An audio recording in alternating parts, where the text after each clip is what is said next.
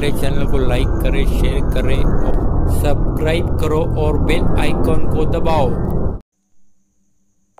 दहिगाव यावल येथे इम्रान पटेल यांचा अत्यंत निर्दयीपणे खून करण्यात आला असून ज्यांनी खून केला ते दोघी आरोपी नाबे ज्ञानेश्वर गजानन पाटील व गजानन रवींद्र कोळी हे स्वतः पोलीस स्टेशन मध्ये जाऊन अटक करून घेतली। सदर हत्याकांडाबाबत जळगाव जिल्हा एकता संघटना यावल येथे पोहोचली।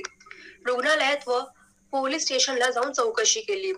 यावल येथे उपस्थित पोलीस अधीक्षक डॉक्टर महेश्वर रेड्डी यांच्याशी फारुख शेख जळगाव, कुर्बान शेख फैजपूर, जावेद जनाब मारूड व यावल चे ऍड अलीम खान यांनी समक्ष बोलणी करून समस्या व उणिवा सादर केल्या। त्यावर पोलीस अधीक्षक डॉक्टर रेड्डी यांनी समाधानकारक असा तोडगा काढण्याचे आश्वासन दिले व हा खुनाचा प्रकार जरी निर्गुण असला तरी त्यातील आरोपींना कठोर शिक्षा होईल व तपास पूर्णत्वाकडे लवकरात लवकर करू असे आश्वासन दिले।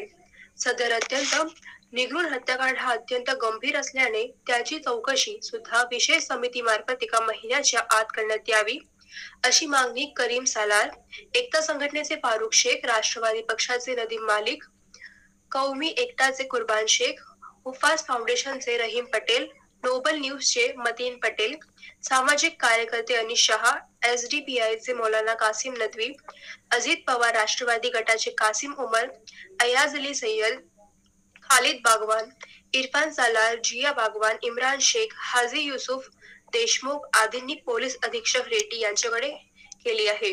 दहिगाव येथे अंतिम यात्रा निघाली असता यात हजारोच्या संख्येने हिंदू मुस्लिम सह जळगाव शहरातील मोठ्या प्रमाणात लोक उपस्थित होती। चीफ एडिटर आसिफ तडवी सोबत मी अँकर सेना रहमान तडवीची खास रिपोर्ट। भगत राम सोबत किंग स्टार न्यूज। आमच्या चॅनलला लाईक करा, शेअर करा, सबस्क्राइब करा। दो स्टार वाले साहब क्या वो बोले हमारे साथ उन लोग के साथ में दारू पिया बोले ऐसा। हाँ सुनो ना, तो अभी वो तीनों का है जहाँ दारू पिए साथ में उन्होंने